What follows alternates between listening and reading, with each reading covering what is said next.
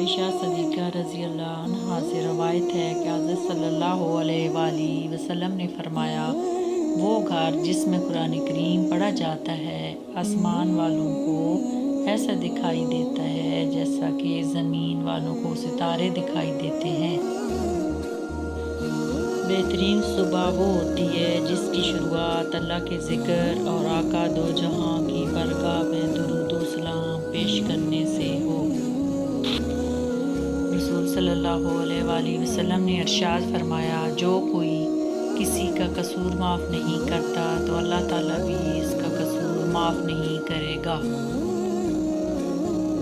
رسول اللہ صلی اللہ علیہ وآلہ وسلم نے فرمایا، جو شخص کھانا کھا رہا ہو اور کوئی دو آنکھوں والا اسے دیکھ رہا ہو اور وہ اسے اس میں سے کچھ نہ دے تو وہ ایسی بیماری میں مبتلا ہوگا جس کی کوئی دوا نہیں۔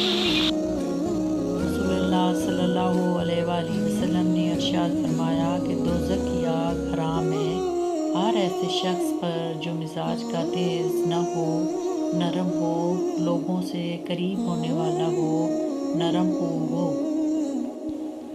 حضرت عبداللہ بن مسعود رضی اللہ عنہ نے ارشاد فرمایا کہ میں نے رسول اللہ صلی اللہ علیہ وآلہ وسلم سے پوچھا، کون سا عمل اللہ کو سب سے زیادہ محبوب ہے؟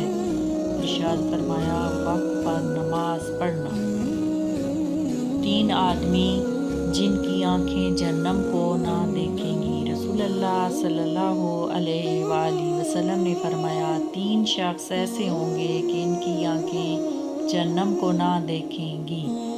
ایک وہ آنکھ جس نے اللہ کے راستے میں پہرا دیا، دوسری وہ آنکھ جو خشیت الہی سے اشکبار ہوگی، اور تیسری وہ آنکھ جو اللہ کی حرام کردہ چیزوں کو دیکھنے سے رک گئی۔